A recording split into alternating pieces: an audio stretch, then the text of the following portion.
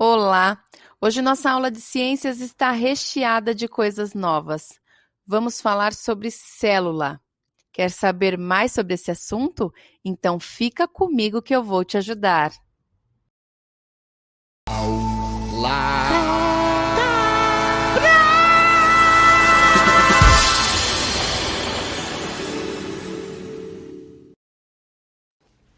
Primeira pergunta: você sabe o que é um microscópio?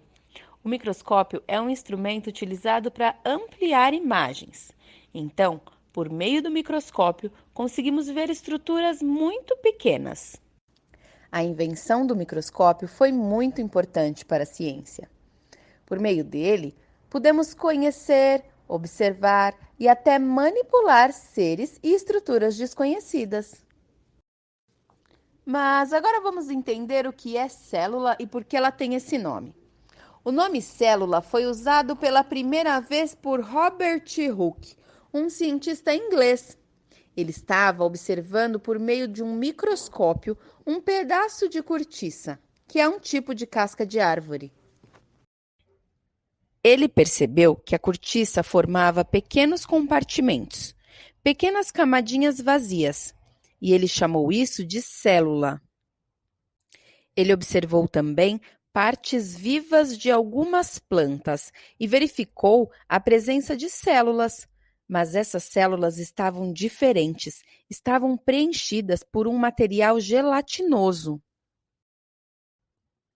Ao longo do tempo, os microscópios foram ficando cada vez melhores e outros pesquisadores passaram a utilizá-los para observar partes de animais e plantas. Eles perceberam que as células estavam presentes em todos os seres vivos que examinaram. Depois de muitos estudos, os pesquisadores chegaram à conclusão de que todos os seres vivos são formados por células. O que não podemos esquecer é que os seres vivos são aqueles que nascem, crescem, podem ou não se reproduzir e morrem. Vamos pensar juntos.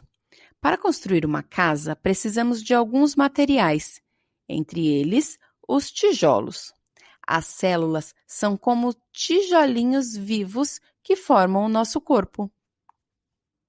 Mas atenção, as células não são todas iguais. Elas podem apresentar diferentes formas, tamanhos e funções.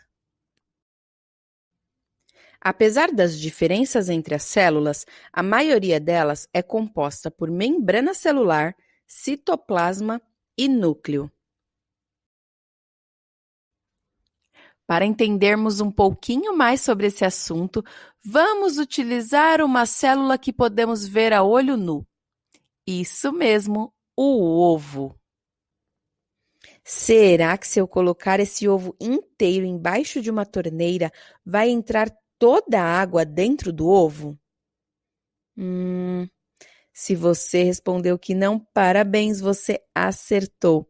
A casca do ovo aqui está cumprindo a função da membrana celular, protegendo e ajudando a regular a entrada e a saída de substâncias.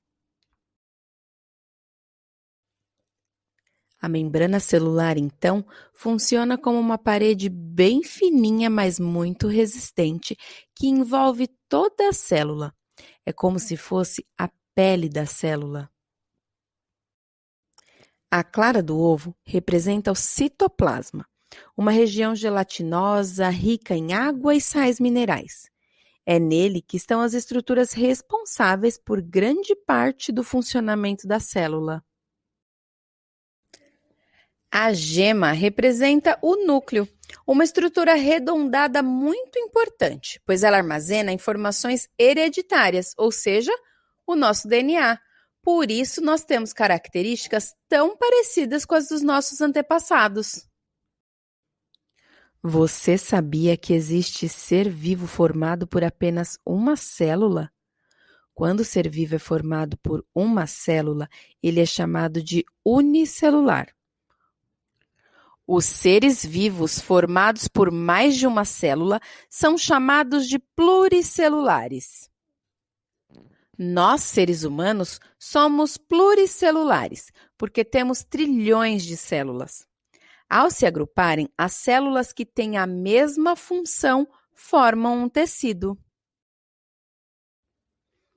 Tecidos diferentes com funções específicas, mas que atuam juntos, formam um órgão. Os órgãos funcionando de forma coordenada compõem os sistemas, que formam um organismo. Por hoje é só, pessoal. Se você gostou dessa aula, deixe o seu like, se inscreva no canal e até a próxima aula.